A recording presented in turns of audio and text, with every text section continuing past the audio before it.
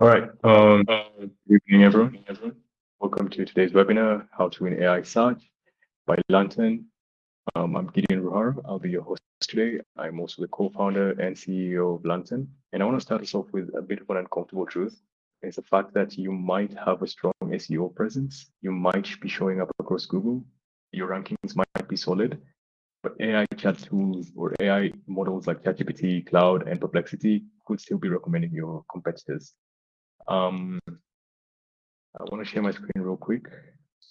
We can get started.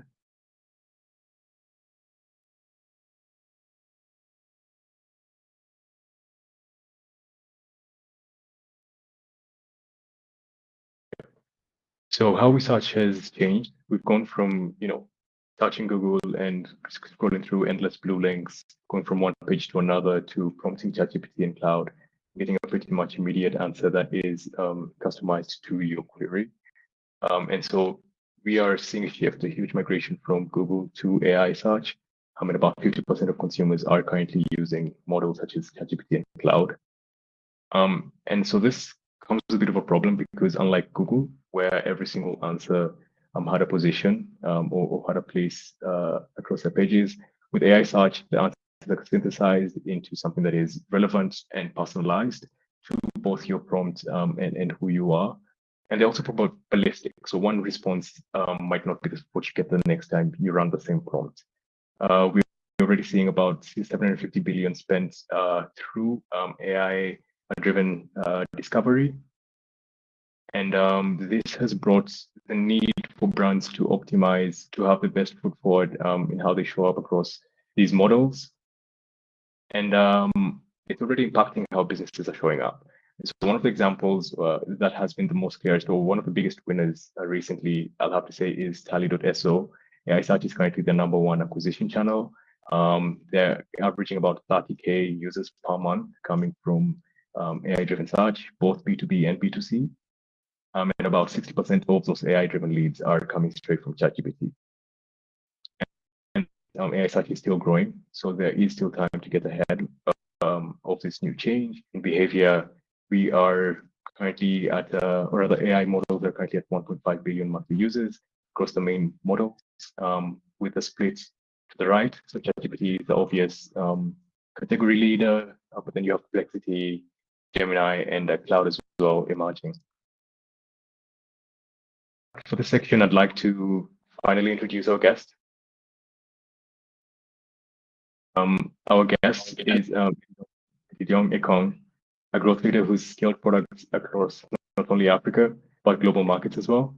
He's an advisor to both YC and Techstars-backed startups. He's the author of Velocity, Momentum, and Distribution, and he's also the founder of TalkSign, an AI accessibility company. Eddie has not only written extensively about this exact shift that we're discussing today, but he's also seen its influence and hit the companies that he's advising firsthand. Eddie, welcome. Yeah, thanks so much, Gideon.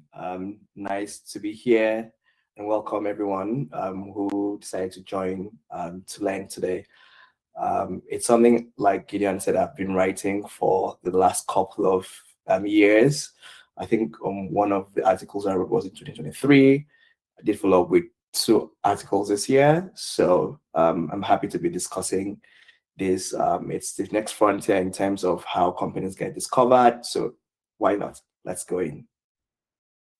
Before we get into the meat of things, I want to set the stage. Eddie, you've driven growth in companies. Mostly, could you? Sorry, I'm it's an echo. Yeah, no worries, that's fine. Is it coming from? I don't know. Maybe you can reach yourself. Okay, yeah, sure. Let me try that. Okay. All right, better. Yeah. So before we get into the meat of things, I want to set the stage, Eddie. You've driven growth at companies and advised companies where search was the primary acquisition channel. What are you seeing currently? Yeah, the answer is that there is a shift, or there is a move in terms of the paradigm around like how search happens, right? In the last 2 decades, the internet came and it made us ask questions like, how do we find things? right? And that brought up the idea of search engine optimization, because you go to Google, you quickly type, or maybe Yahoo or what, Bing, and then you quickly type, where can I find this, right? How do I get this information, right? And it's something that was at the time my career was kicking off, right? I remember those years, if you had to use WordPress, you would have to install plugins. One of them was Yoast SEO, right? And I remember at that time I was still in uni, and I had to spend sleepless night trying to use the word crack or figure out how to be ranked. And at that time, Yoast had different plugins. They had one for local SEO, they had, so it was a thing, we had to like try to figure it out. But also very exciting was the fact that you try to crack the system, and then you see yourself ranking like number one, or maybe top of the search engine results page. For example, I was consulting for a textiles company called Label Hack, right? And with over 100 keywords, we're ranking like number one in Nigeria, right? So even till today, if you search for the word or the phrase hired electrician in Nigeria or in Lagos or in Abuja, you realize that like they're still hopefully ranking in the top three, even not if not number one. And this was in a market where you had competitors like Gigi, right? They're like a huge marketplace. You had Upworks, right?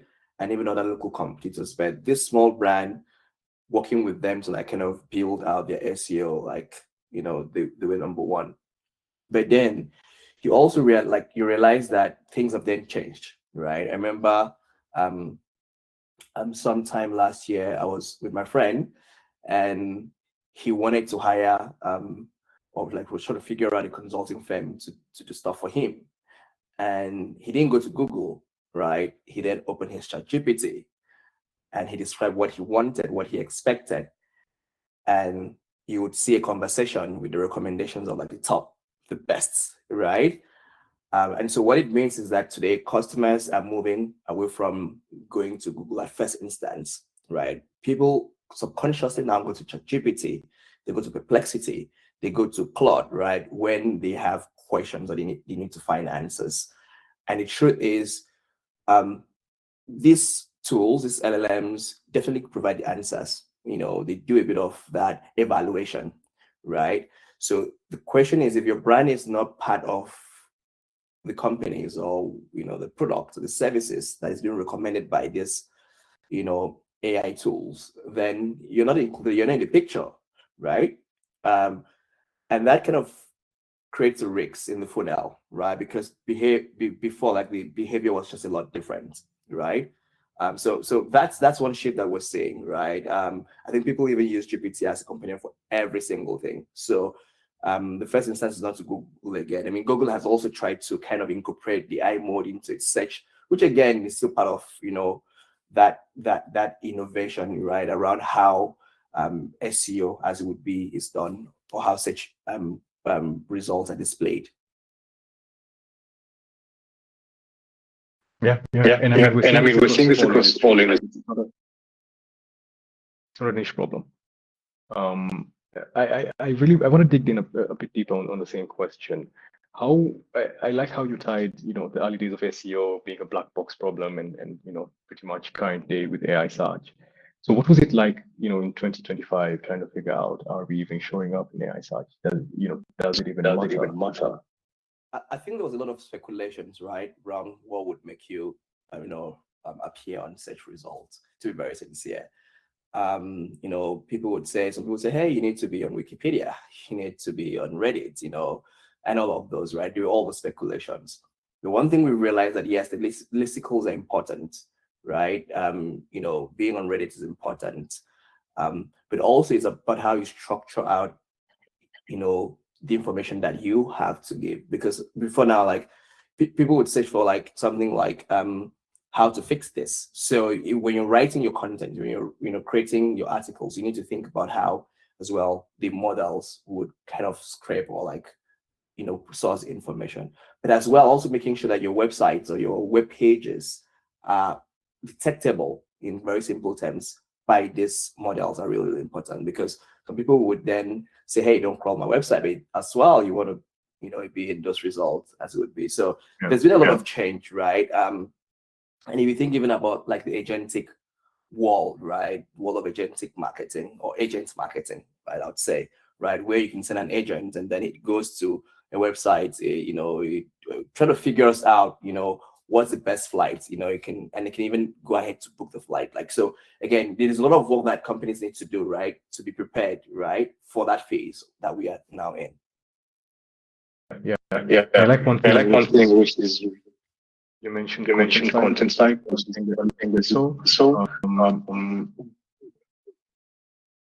Every month we run this. Sorry, Eddie, could you just? I don't know why it keeps echoing. But every month we run an AI report just to see the lay of the land. So who's currently winning and why and how. And so for this specifically, we run about 200 million prompts to get a lay of the land across industries and spaces. And you can see that, again, third party is winning, right? So to the left, you're seeing YouTube, you're seeing GTU, you're seeing Medium, as well as sites like Reddit.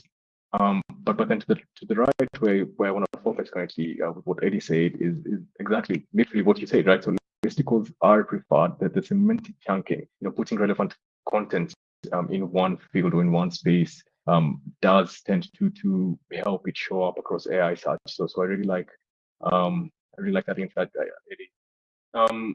You wrote a piece on agent marketing to be specific. The idea that agents are now becoming the buyer. How does that connect here? Yeah, I would say that is the next evolution of what exactly like you kind of described, right? So right now I go to ChatGPT or any LLM, right? And then I am looking for an answer, right? What we can see is that the agents can literally look for that answer, and you can even tell it to go do the buying for you as it would be, right? They can book flights, they can compare vendors, right? They can test APIs, right? And can even help you make a buying decision. So for example, yesterday, I didn't want to go through to read Apollo versus Lucia, for example. So I just asked the agent like, hey, go do deep research, every information you can find, and then tell me which of them to buy based on what I want to achieve, right? And it did it like in split seconds, right? And told me which one I should most likely go for based on the criteria I had or my requirements. And so that has a big implication on brands around how they're visible in three different ways. One is being discoverable, right? The agent needs to know that you exist, right? As a brand, as a company, as a product, right? Not just on Google, but in the different LLMs directory as it would be, right? And now you have MCP servers, right? Or registries, which kind of connect to tools together, right? So you need to be available where these agents can have as much discover you. The next piece is being legible, right? Can the machine come to your website and pick the information that it needs? Your pricing, your capabilities, your documentation, if you have a documentation page, right? And then the third is selectability, being able to be selected by the agent. Because at the end of the day, the agent will weigh between 2, 3, 4 brands that you're comparing and then recommend, right? So across the criteria in which the agent is selecting or trying to recommend, do you fit in, right? The problem is that most brands are still optimizing for just trust, right? Or attention, right? Or desire, right? But the agent shifts it entirely away from trying to be persuasive to precision. Like it deals with the facts, right? Than kind of appealing to human emotion as it would be, right? As much. So it's important that brands themselves in a way that they're remembered, but most importantly, they're being selected by this agent, right? Which again, we all do it. Like, I want to go to the best restaurant in Singapore or in, wherever it is, you can get the recommendation, right? So you need to get to that point. We're not just known or seen, but being selected, right? Because again, the buyer would have said, oh man, the agent did pre-work for me. They're selected. So maybe I'll trust the agent enough. So that's it. I really like that. So it's not just visible. Like you want to be the favorable answer, right? There's a question that just popped up on the uh, which I find quite intriguing. I don't know if you can take this, Eddie. Brian says, if listicles, Reddit, and third-party sources dominate citations, does it still make sense to heavily invest in owned content?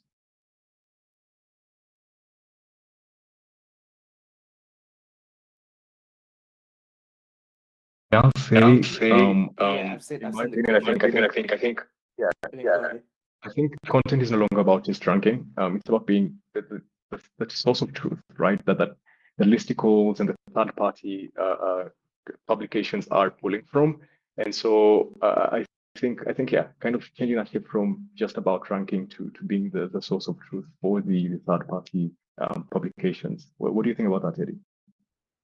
Yeah, I agree a lot to it, because it's not about like how, I mean, again, you can write lengthy content, right? But the truth is, when the AI or when the LLM kind of weighs across, right?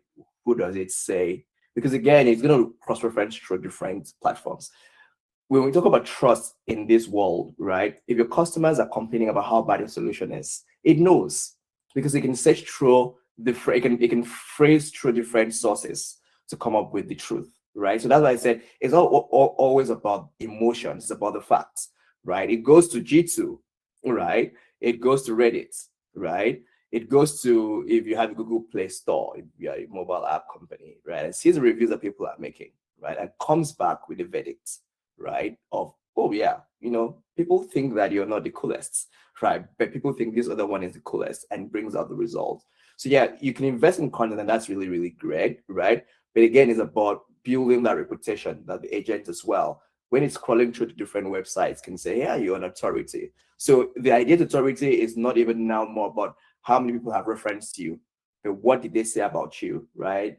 And again, there are places, those gray areas, you think, oh, I don't think it's so important. The agent still goes there behind your back without you knowing, to then say, hey, this is the real truth.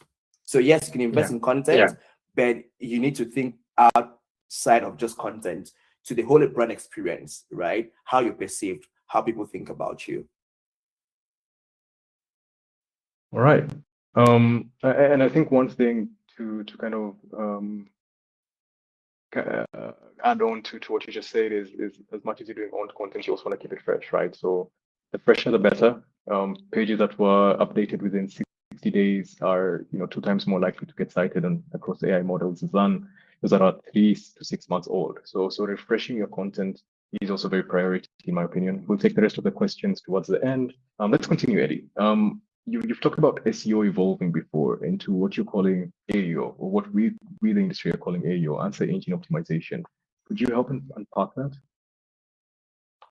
Yeah, sure. I think in December 2023, I think that was my first LinkedIn post around the shift, from, like basically it was like, how does the AI world affect SEO, affect pet search, right? As it would be.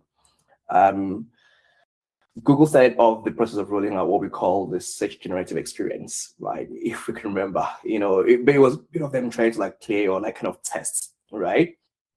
At that time, the thesis was that organic search would be pushed down the page, right? And brands would need to then optimize for AI-generated summaries, if we can remember, right? So that was the start of the era of the GEO, like the generative engine optimization. But things moved really fast, right? We moved from the GEO era to what we then call the AEO, the agent engine optimization, right? In this age, you're no longer optimizing for how humans scroll and click. You're optimizing for how agents retrieve information, compare you, and then select you, right? We spoke about that earlier, right? The ranking signals are actually then very, very different. So you look at completeness, you look at structure, you look at consistency, you look at presence, right? So it then moves past just backlinkings. Like, before you had a lot of backlinks, top people were talking about you then would definitely rank higher. So what we then see is that companies that invested early in SEO and built domain authority, right? And maybe even the content infrastructure, right? We can to an extent kind of maintain that structural advantage. They can, right? Like we said. But again, the core things around completeness, structure, consistency, and presence, that's the most important, right? And so we're seeing that dynamic, in this new era, right? And it kind of compounds, right? So again, we're not saying, hey, don't write content, but how you write, how you structure your content, how complete your information is, how consistent you are, right? And how people even think about you, right, matters, right? Because again, they're dropping, those snippets everywhere about how good or how bad you are, recommending you. So the agent gets all of this and then makes sense of, your ranking or how you appear. Yeah, I really love that, Eddie. I want us to dive a bit into failure. What does failure look like with this search trend? Is it not just showing up at all? Is it outdated positioning where there might have been a pivot? Is it losing to competitors? What would you call or what would you term as failure with the shift to a search? Let me just take that. Sorry, I'm just asking, what does failure look like with this shift? Is it just not showing up at all? Is it maybe competitors showing up, being preferred to you, being the favorable answer, like we mentioned earlier? What does failure look like in your opinion? Yes. So failure, we can think about failure in three aspects. One is not even showing up at all. So just imagine a customer comes and says, I'm looking for the top laundry service in Chicago, right? And you're not in any of the recommendations, so you failed, right? Yeah. Second is showing up in the wrong context for different reasons. One, your information is not updated, your positioning is outdated, you put yourself in the wrong category, or as we said, you have a negative sentiment, right? So showing up for the wrongest of reasons is a big problem. And then the third is not being recommended, but again, your competitor isn't recommended ahead of you, right? So let's say you had a competitor, you've been like head to head, they're winning market share, you're trying to kind of outbeat them, but then in search results, when people are searching on Google, asking GPT, right, or even Google are using AI mode, then you're not in the list. They're recommending your competitor. That's failure, and that's something you need to then try to fix.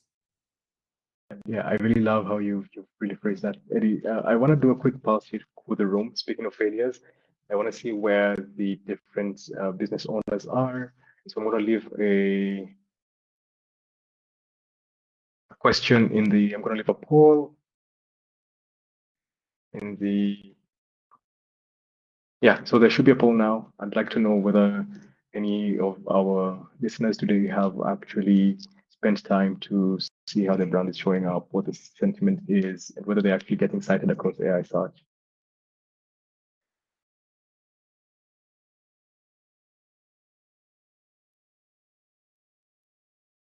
Before we move on, Eddie, I'd love to take the next question if that's okay with you. Samuel asks, what effective methods can I apply for my SEO strategy to rank on Google? And how do I get LLMs to recommend my brand?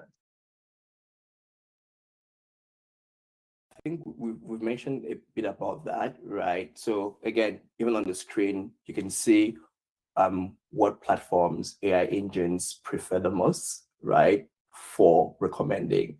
I think one that oftentimes we forget is YouTube, right? And I think it's something I learned at my time at Fireflies.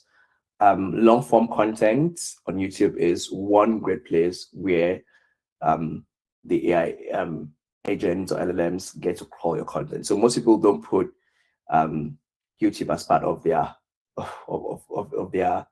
their content strategy, right? Or as a means to get discovered. You also have review sites, right? As many review sites as possible, that's fine. I would always recommend you focus on one review site and have really good score, or like let your customers be happy. Oftentimes the review sites, you cannot really game them because of how tight, because again, that's a source of authority. So you cannot even gamify and say, hey, if you gave us a review, we'll give you something back, right? They try, because again, if they see a lot of customers, keep giving you positive reviews in split seconds, they know that something is happening. Right? Yeah. So it makes sense to like think around like the review sites, right? Reddit is in that place, right? Where as well, you know, you can talk about your brand, right? In different ways, right? Reddit has its rules, so you have to also stick to the rules of the game or your engagement in Reddit, but ensuring that your brand, people talk about your brand, you know, you post that content, right, about your brand on these platforms. There are a lot of other, you know, recommendation points that, you know, the LLMs would crawl from, but also thinking about it from your own website, right? Your website has information, right? Because if, for example, you have a product and then you ask ChatGPT maybe the price of the product to compare the price, and then it says, I don't have any information about the price of your product, but has of the competitor. You get what I mean. Like you're also then like the customer cannot really make an informed decision at that point. So you need to yeah, you need to ensure that even on your website, you allow the LLMs to crawl, I mean, the pages that you think or deem fit, right? That way, you definitely hopefully rank. It also depends on what you're trying to like. Again, the comparison pages are not so dead. It all depends on how you structure your comparison pages. A very simple example is with a brand called Bujeti, which I kind of also advise is a YC company. We noticed something like 6 months ago that they were not showing up positively across ChatGPT, Claude, you know, Perplexity. So started working on the project to get them that positive look, right? So we did all of those, and as well, thinking about the comparison pages. So the company versus its competitors, right? I'm sure that today, if you searched even on Google, right, and use the AI mode, it will recommend the company ahead, and it will tell you why, right? Because we kind of invested in the right content. We've allowed the LLMs to crawl our websites, and then we also have very positive reviews, right, across. So be it PR, right, be it content, be it the products you've launched, because oftentimes you might launch a product and then you don't put it out, right? And maybe your competitor has that product. How would you then be recommended, right? You see a lot of companies now invest in, you know, creating really great content, you know, videos, putting them on YouTube, right? When they launch products, writing reviews, all of those are helpful, right, in getting you known and seen by these LLMs. Yeah. Yeah, I really love how practical that was. I want to, speaking of practicality, I want to just move a bit away from theory, just to show an example of a brand that's winning with this shift to AI, and one that has been a clear winner for us at Lantern has been Gusto. Let me just share my screen real quick. Now, Gusto is basically a HR software. They are one of the smallest in space. Now, if you were to prompt ChatGPT for the best HR management for a specific use case, so maybe you are working with QuickBooks, and you want to see whether it integrates with it, Gusto will come up. Whether it is a specific use case with your team size, Gusto will be the overall answer. But then if you do move to traditional search, just give me 1 second. Yeah, if we are to move traditional search on Google, you'll see that Gusto is not in the first 100 answers. They don't show up anywhere, right? So this shift from Google, same thing with more specific prompts like this, where they are number one across ChatGPT and cloud as well. They're nowhere to be seen here. Now, of course, they do show up in some of the listicles, but their brand page alone does not, does not get referenced on the first 3 pages in Google. So I think it really it makes it seem more achievable to small companies, right? I mean, Gusto is in a space where they're going up against ADP. ADP is valued at, I think, 130 billion, right? About 100 times the size of Gusto. They're going up against folks like Rippling, who have way more money in VC funding. But then this shift away from Google to AI search has given them an upper leg. And so as a brand, you need to be thinking the same. Okay, so maybe I can't catch up with whoever is my direct competitor in SEO, but when it comes to GEO, maybe I can't put my best foot forward and show up and win citations and be the most favorable answer like we're mentioning. I wanna talk about revenue. Now, Eddie, let's get commercial a bit. How are you seeing teams tying AI visibility to actual revenue? Yeah, I mean, it's great. I mean, see, what most like no mono marketing company would invest, or no company would invest in marketing without hopefully getting results, right? Everyone wants to tie their spend to, return of investment. With SEO, sometimes SEO, I'm using SEO, it's been like a fight. Like most companies would not even invest in SEO, right? They wouldn't even hire an SEO specialist because it's very, very hard to really, really measure like what you get back, right? Apart from sometimes, depending on the kind of business, you get inbounds, and those inbounds, oh, you can attribute back to SEO, right? Um, but I think it's getting a bit different now, right? In terms of how you tie, because again, if you look at what the stats say, right, AI referred visitors convert at 14.2% when you compare that to a standard Google click, which is 2.8%, right? And Yeah, that is like 5 times the number, right? The big problem is that it's still very hard for most marketing teams to track it. That's the biggest challenge, especially because they don't have the tools, right? Even in the ages of SEO, most companies could not even afford the tools, yeah, right? yeah, Yeah, as it would be. So it was still more of a blind spot, right? Trying to figure out for some companies. Um, so tooling can be a bit of a challenge, right? Which then makes it very hard to like kind of even connect it back to revenue. Um, but then how I would think about it is this. If I had two identical products, right? One shows up in a GPT answer, the other one doesn't, right? The one that shows up gets me customers 5 times more, right? The one that doesn't show up, nothing. Because, like again, we said the agent does the first level of work, right? Scraping the whole internet, you know, giving you do an evaluation and presenting possible products you should use, right? If I think about it that way, then it makes more sense, right? To say, hey, it's worth the while to invest in this, right? Because it can bring back the return. Now, more like for example, with Google Analytics, it's still also very hard to kind of even attribute, right, where the sources are, right? Because if you look at Google Analytics, most of the traffic shows up as direct or referral, right? It doesn't say, hey, it came from GPT. Now with tools like Lantern, you can then really then attribute like where exactly, did this come from? Was it from GPT? Was it from Perplexity? Was it from Claude, right? And which of them should I kind of invest a bit more into, right?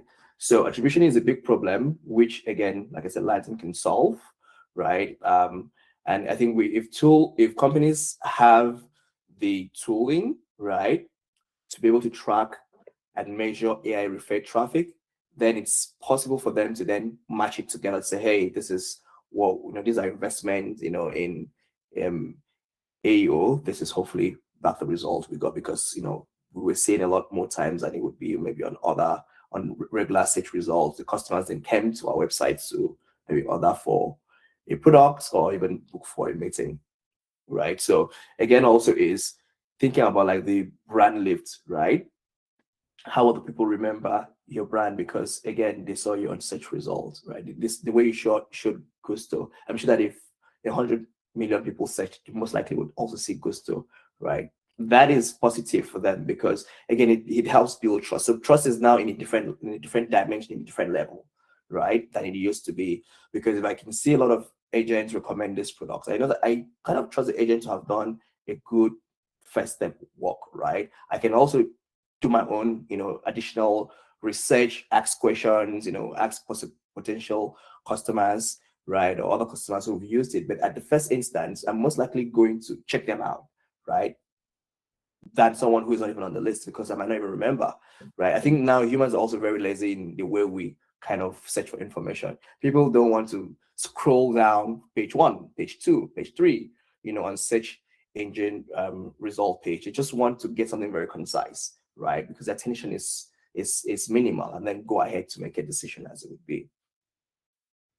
yeah, yeah. Yeah, Now, yeah. now, No, no, really, no. Really, marketers are marketers very are much very using much using people, right? people, right? So for a team, what are you looking to go from? We started optimizing to see some results.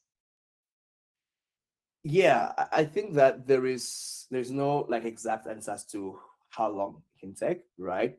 And that's why I usually would ask people like companies to like start now to invest, right? Because again, if you already had a good website or domain authority, right? You had third parties mention you. That's a good place for the agent to even start, right? And then again, you now invest into like listicles, Reddit, YouTube, and the rest of the channels. If you do your SEO or your AEO really well, hopefully in 60 to 90 days, you most likely should see results, right? Like I mentioned, the example of Bujeti, it took there about 30 to 45 days. And like your second lead now, like Wow. yeah, because That's again actually fast. Yeah. it was fast because we had a bit of the precedents, like YC, they're about YC Babs companies, so they had a bit of good press, right? They were also very active. Like the CEO was very active on Reddit, was always posting on Reddit before now. So every other thing we did to optimize kind of picked up from there, right? I think like it was then even more about consolidating position than even showing up, if that makes sense. It was now more of like, this is the best solution, right? If you want a tool to manage your financial operations in Africa and Nigeria, as it would be, right? So it can take that number of time, but the most important thing is not to give up because you just started, today you expect yourself to rank the next day. It never happens that way. The most important thing is how compounding the effect is, right? Over time, right? The brands that build out the structure, the foundation, are the ones that would win, right? At the end of the day. And that's just the most important thing. So it's more of I'll call this era version 2 or version 3 of the days of SEO, right? So it's not like SEO is dead. No, people say SEO. No, it's a different dimension to what SEO was because of the newer realities that we have today. Yeah, and yeah, really like everything is what we're seeing and what we're going. Sorry, I can hear it. Okay. All right. Yeah, I just want to give everyone a quick walkthrough of what we're actually building at Lantern. We've had a lot of talk of how our tool helps you improve how you're showing up. This is our insights page. You can think of this as your homepage. It gives your visibility score across your top 5 competitors. You're able to see a breakdown of where is the citation coming from. Is it UGC? Is it earned media? Is it owned? Or is it PR, our PR efforts? And then we're also able to see the domains that are actually showing up. And you can see one of our competitors, Evertune, is a fast place. But I want to take us real quick to our agents because we started Lantern as a platform to just see how you're performing across AI search. But we have very quickly evolved into actively helping you refine how you're showing up across AI search. And so I'm going to pull up an agent that we built real quick just to show you what that looks like. All right, cool. Now, to run an agent, in this case, we will, just for the sake of time, we will pre-fill one.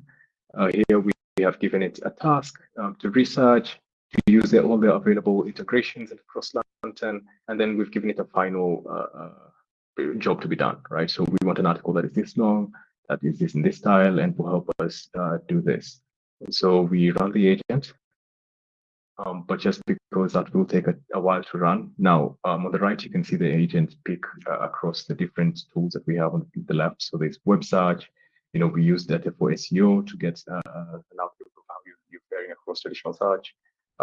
There's also WordPress as well as Slack and the rest. And then you're able to prompt the LLMs just to get a view of that. Now, just to keep time, I'm going to quickly move to what this looks like, the end result. You can see this is still running, but yeah, so this is the end result pretty much. And for the article, you can see that the result is here. So if we just review results, there we go. We get our target spot count, we get the article, versus everything else. So yeah, this is a quick overview overview of how our agents work. Again, this works autonomously. So every single day, as long as the job to be done is specified that it is a continuous process, the agent will autonomously work towards one, knocking out everything that you stipulated, and then also giving you a final report with a human in the loop just to execute if needed. So yeah, I want us to move a bit forward, Eddie, I'm seeing another question. Sorry, just 1 second. This is from Peter Keegan. He says, what's the practical way for a team to start attributing the AI-driven pipeline today without new tooling?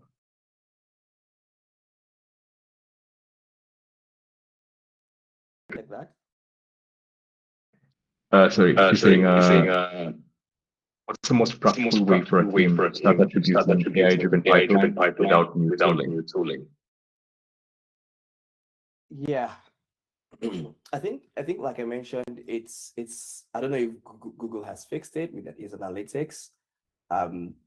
What you most likely see is that they would say direct or referral as default, right? So what you might then want to do is to try to isolate, right, and compare what you have between organic and paid, right? That's like the closest way you most likely will be able to like use Google Analytics. But it's kind of really hard without like using tooling, because again, the new tools that exist now are made custom to be able to help, like to be able to track. Maybe some that Google picks up and then decides to fix it, but again, we don't know how far down the line it is, and that's why you have like tools like Lantern, now exist, because again, Google hasn't gotten to that point yet, right? They can't show you where like your traffic is like from LLMs, I guess. So it's almost impossible. It's a bit of hard work. I really like it. Yeah, it's a bit of hard work if you're going to do it manually. So now you have the tools. So again, I think you don't want to talk about like maybe pricing, but I'm sure that it's fairly affordable.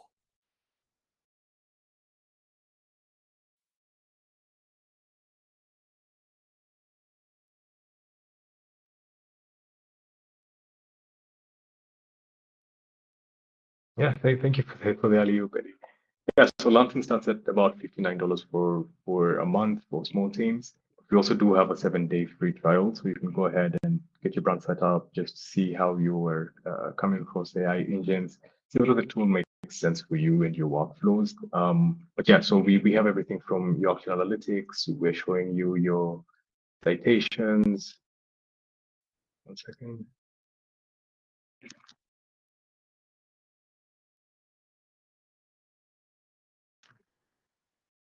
I'm seeing real quick.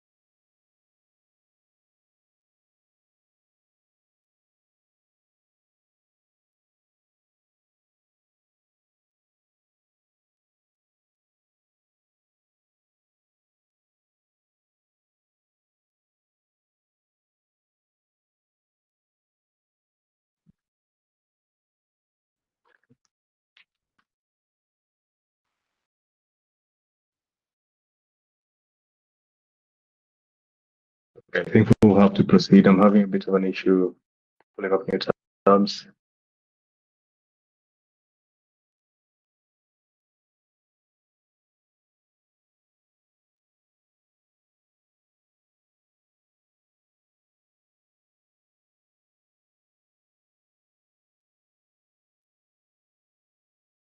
Hello.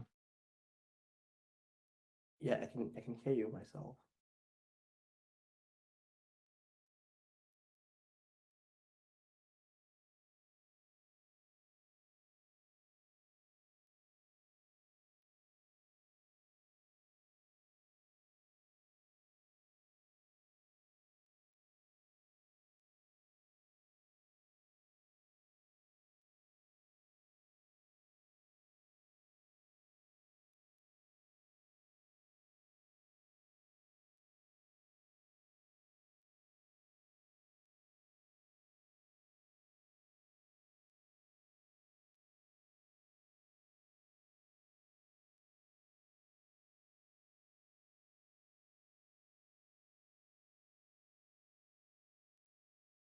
Hey guys, I'm so sorry about that. Having a bit of network issues.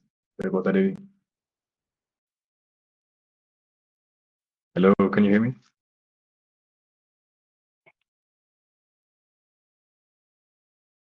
Yes, I can hear you. Okay, good. Sorry, having internet issues on this side. But yeah, we were talking pricing. So we start from 59 for small teams, all the way up to finally it's back. Okay. Screen.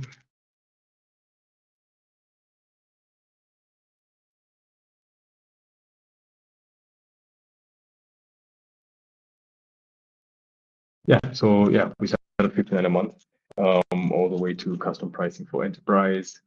And that gives you all our features. So we are consolidating not only the GEO but also SEO under one roof. So you get SEO functionality, as well as GEO. You get your prompt analysis. You're able to know, you're able to set what prompts you want to track for and see whether you're actually being mentioned or not across them. Just an example, again, you can see Gemini, you weren't mentioned, and you're able to look at the exact prompts and the responses. So we're sending, our system is sending these thousands of them every single day. I don't know why it's citations tab. And yeah, and then we have the content tab. So if you do want to create content manually without the use of the agents, you're able to do that at this tab. And then here to the knowledge bases, you're able to tell us about your brand, your voice, your tone, and the way we do our prompting is pretty much catered to that. So yeah, that's a bit of an overview of Lantern. Eddie, I'd like to go through 2 or 3 more questions, and then we can pretty much end it all. So yeah, question number 1 to you, Eddie, would be so we're hearing this come up quite a few times. We're a Series A startup with no PR budget. Where do we start from? But again, We are we a are Series A a Series startup A with no startup with PR no budget. PR budget. Where do we Where start do we from start tomorrow? from tomorrow? Oh, so that's small company without a PR project. Yeah. Yeah. Okay. What would be the What would first be the thing you do? first Yeah. thing you do? Yeah. Yeah. What will be the first thing that I'll do? I mean, PR is important, but it's not the only thing, right? So what I would try to do is to, again, we mentioned YouTube, right? You can create content without having to pay, right? So let's imagine that you, I don't know what company it is, but we can pick any sector, right? So for example, at Fireflies, we created a lot of content, how to videos, right? Those were helpful, right? Because apart from the point of making a decision, the agent would also, people might also ask questions like, how do I do this on this platform, right? That's a good point, because then the agent can then say, hey, on Fireflies, this is how to do it, right? Or you've mentioned in your video, you've mentioned a feature that the competitor does not have, the agent knows, so it would definitely recommend. So again, you don't need much money for PR in that sense, right? You also have Reddit, right? You have your G2, depending on the kind of product. So again, you can sort of your G2, your Capterra, there are a lot of trust radios, there are a lot of those review platforms, right? Where those agents can crawl, also other forums. So again, you don't need to have a huge budget for PR to be able to, right, start optimizing, right? It's gradual, right? Once you have the budget, then that's fine. You can scale it up, but you can start with the most basic stuff, right? And then hopefully, once you have the PR budget, you can then invest a lot more there. The truth is, if you're able to show results, even at because again, I use the lean methodology where I start very small and then I test, and then if it works as kind of scale, it's easier to then go back to stakeholder to say, hey, we tried this, right? And then it worked. We think that if we added an additional layer, it would give us even more results, right? Then yes, I don't think any stakeholder or decision maker in the company would say no if they can see tangibly how that affects without building trust or even getting them more customers or inbounds.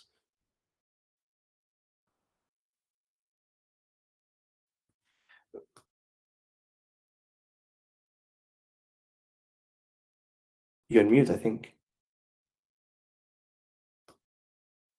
My bad. Someone says, you mentioned earlier using the Yoast SEO plugin for WordPress. I'm currently in such a situation, and I must say it's pretty fuzzy. So how does someone like me navigate this trail, given it serves as the API in most digital marketing roles? Okay, that's an interesting question. So what I would say is that, I mean, the era of Yoast is almost gone, I would say, because Yoast was built around a time where you always see a green light that shows that, oh, this content is readable and has good keyword density, which then as well then translates to how well it ranks, right? The world has moved past it a bit partially, right? Yeah, you can use Yoast, but if you talk about AI visibility, it's a bit very different, right? So Yoast matters for some basic stuff. So you don't need to like put it up entirely. For example, if you're using it on WordPress, you need to use it to create like your title tags, your meta description, do your XML sitemap, do your schema markup, and the likes, right? The way it gets a bit tricky is, where, before now you have stuff in keywords, right? To ensure that, yes, you have a green, and then as well, you then show up, on search engines.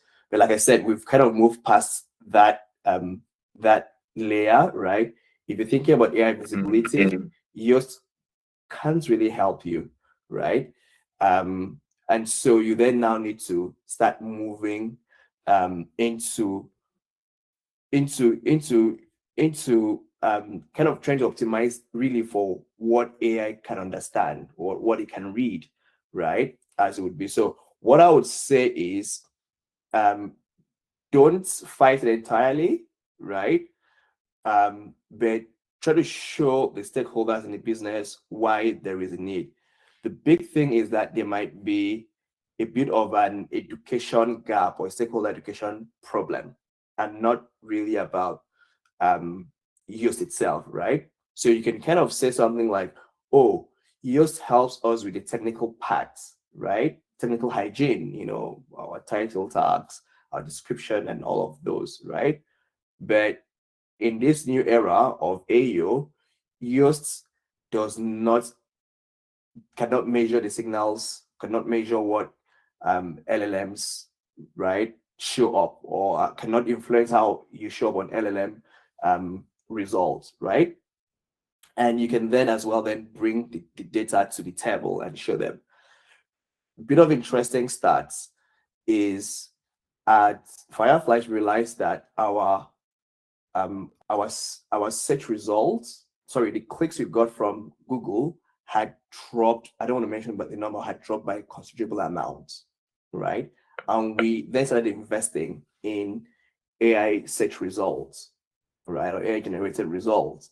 And we realized that most of the customers are now using GPT and the rest to then move into the website or even make a buying decision, right?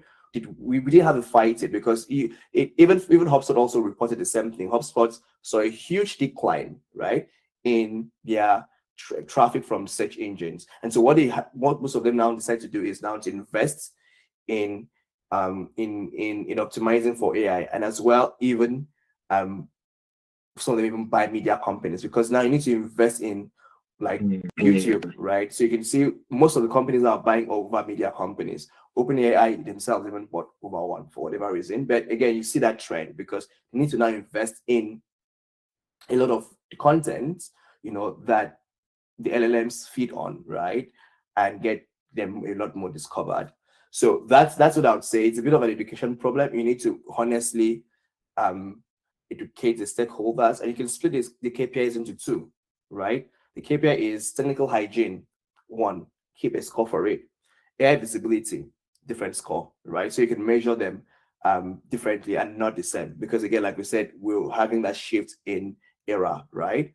And what worked, 5-10 years ago is not any more comparable today. Yeah, I I really like really that like that breakdown. breakdown. I have to ask I have Eddie, to ask Eddie, would you say would you that say this that also this applies also to applies to consumer consumer brands? brands? Or is it Is it exclusively exclusively B2B brands that should be thinking about investing in AI search? I don't think it applies only to B2B.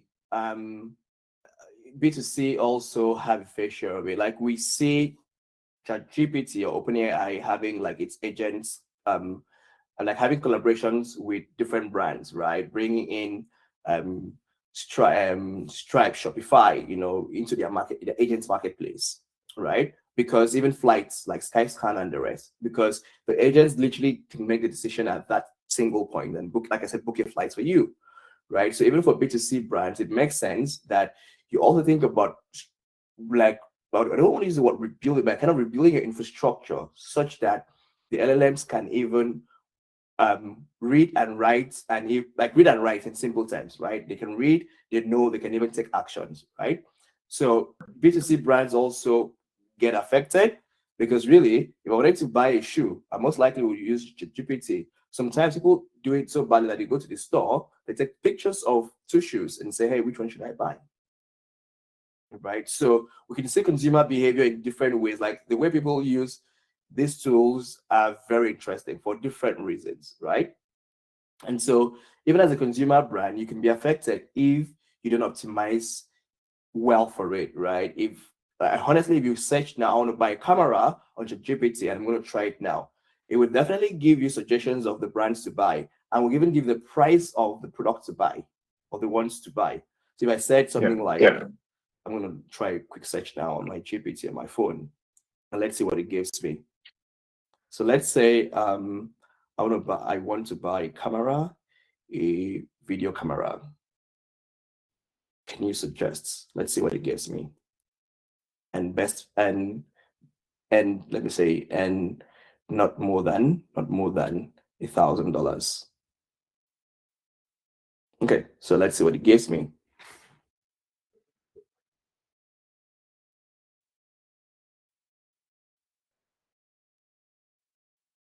Cool. I wish I could share my screen, but I'm using my phone. You can see it suggesting different brands, less than $1,000. It suggested Sony. With a link, I can click on it to visit and buy, right? So even as a consumer, it showed me DJI, it showed me different brands, right? And it has a comparison table. It compares, I don't know if you can see, it compared the different cameras. Right? You can see that's in GPT, and I can click on any of them to buy. So as a consumer, if as a consumer brand, if I'm not visible in these results, the truth is I wouldn't have the time to go and sit down and do other research, right? Most times I'm just really okay. Oh, this is what it said. There's a comparison. Okay, cool. I think I can afford this, right? Or is even a first point of consideration for me to then go deeper to read about the ones it recommended, right? And so that's how it affects everyone. And so you can see lots of consumer brands kind of really optimizing shopping pages, to be able to allow these agents crawl, and as well across the different reviews, on sites about the camera. It all adds up together to helping them, stay on the top. Last one one before before the webinar, Eddie. Brian asks, for teams that are just realizing they are behind, what's the one move creates the fastest visibility impact in AI search within the next 30 days? So what can they do in the next, what's the one thing they can do in the next 30 days that will actually move the needle forward? Yeah, I think the first thing is for them to do an audit of exactly where they are right now. What I would say is, as a brand, right, you have keywords. So pick 20 keywords in which you think you would rank the most, or you normally, or you had ranked in the past, and then put those keywords across all of the different platforms, ChatGPT, Claude, Gemini, right, Perplexity, and see where you rank. That's the first thing. Do that audit. If you have a tool like Lantern, perfect as well. It makes your life very easy. Do the audit.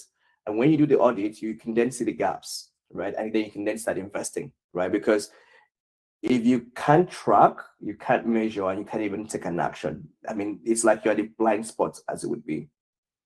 So the first thing to do is to do the audit, right? Once you do the audit, then you can then know where are you lacking? Where are your competitors ahead of you? You might realize that your competitors rank most, on ChatGPT, but maybe not on this other one. So how do you then, invest, right? So we've mentioned them severally, like your YouTube, your G2 reviews, your comparison pages in your website, your PR, right? All of this kind of work hand in hand, right?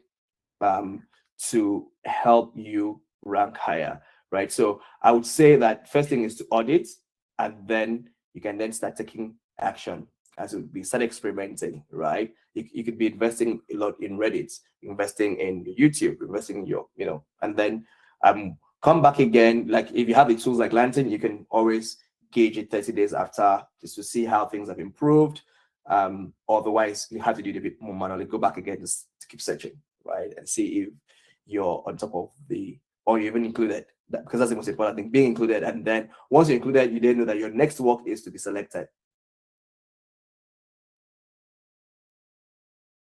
And to get your audits, you visit asklantern.com/visibility. You will get a free AI search audit. I think that's it for the questions, Eddie. I will move on and close the webinar for us. And then I want to close with 3 takeaways. One is that citations are currently more important than rankings, in my opinion. The brands that are going to win the next era of search are the ones who are taking the time to review, to audit how they're showing up and actually make the measures to improve. 2 is that AI traffic is converting, at about 4 to 5x higher percentage than traditional search. And then lastly, is that there is no need to add headcount to your search or marketing team, because I do believe that your SEO team is your GEO team, right? They have the muscle, they've been building for search or writing for search. They just need to be pointed in the right direction. They need the right tools such as Lantern to be able to actually execute. And so yeah, to get started with Lantern, start with a pre-audit at asklantern.com/visibility. And then after that, go ahead and get 7 days for free. Any final words from you? Yeah, I think for me, it's important that brands start thinking about the next era, right?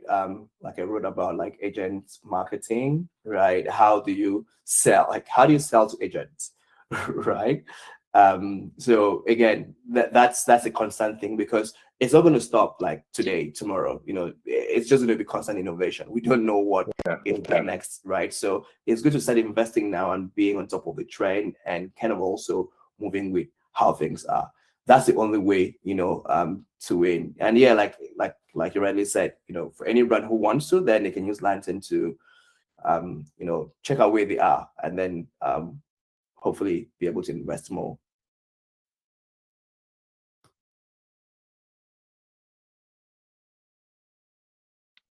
Yeah, Eddie Young, thank you so much for taking the time out of your day to be here with us.